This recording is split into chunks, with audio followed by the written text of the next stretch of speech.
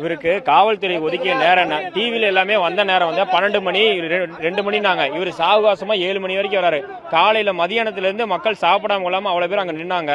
இப்ப நேரம் தவறி இவர் வந்து ரோடு ஷோவே நடத்தக்கூடாதுன்னு சொன்னாங்க. ஒவ்வொரு இடத்துல எதுக்கு நின்று வேலூர்ல நின்று மேல ஏரியா ஒரு பாட்டுக்கு எல்லாமே கையை காமிச்சு எல்லாம் பண்ணி இவர் வந்து விளம்பர அரசியல் பண்றதுக்காகவே கும்பலை சேர்த்தி பயங்கரமா பண்ணியிருக்கிறாரு. இவங்க மக்கள் வந்து ஓட்டு அரசியலுக்காக வந்தாங்களோ இல்லையோ, அவர் ஒரு நடிகரை பார்க்கணுன்றது ஆர்வத்துக்கு வந்தாங்க. இன்னைக்கு இத்தனை உயிர் போயிருக்குது. ஒரு கண்டனம் தெரிவிச்சிருக்கலாம், ஒரு மன்னிப்பு கேட்டிருந்திருக்கலாம். ஒரு நீங்க வந்து நேரில் ஒன்று இந்த இடத்துல வர தேவையில்லை.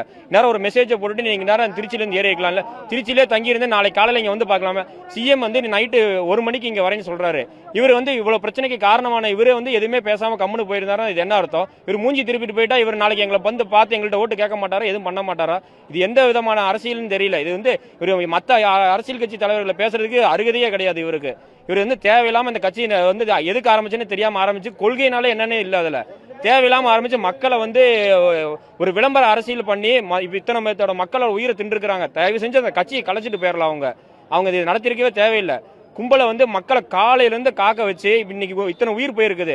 இத்தனை 6 குழந்தைங்க, பிஞ்சு குழந்தைங்க, ஒரு வாழ்க்கையை வாழ ஆரம்பிக்கிறதுக்கு முன்னாடி இத்தனை குழந்தைங்களோட உயிர் போயிருக்குது. இதுக்கெல்லாம் யார் அவர் பொறுப்பேற்றுக்கு வரா? அவர் போயிட்டு வருத்தம் தெரிவிக்கிறேன் மன்னிப்புறேன்ட்டு போயிடுவாரு. இப்போ அந்த குடும்பத்துக்கு யார் பதில் சொல்லுவா? இன்னைக்கு இது எல்லாத்துக்குமே அரசாங்கம் தான் பதில் சொல்லி ஆகணும். இவர் இந்த அரசாங்கத்தை தான் திட்டினாரு, எதிர்கட்சி தலைவர் எல்லாத்தையுமே தான் திட்டிட்டு போனார் அவரு. இதுல வந்து என்ன பிரயோஜனமே தெரியல. ஒரு ஆறுதலுக்கு கூட மன்னிப்பு கேட்டுட்டு இந்த திருச்சியில ஒரு நாள் தங்கிட்டு நாளைக்கு காலையில இங்க வந்து பாத்துட்டு போலாம்ல. சிஎம் சென்னையில இருந்து விடிய நைட்டு இங்க 1 மணிக்கு வராருன்னு சொல்லி நியூஸ்ல வருது. இதெல்லாம் பார்க்கும்போது இவருக்கு எந்த அக்கறை இருக்குது? இவருக்கெல்லாம் எதுவுமே இல்ல. எதுக்கு இந்த விளம்பர அரசியல பண்ணி இவர் மக்களை வந்து இப்படி இது பண்ற அப்படின்னு தெரியல.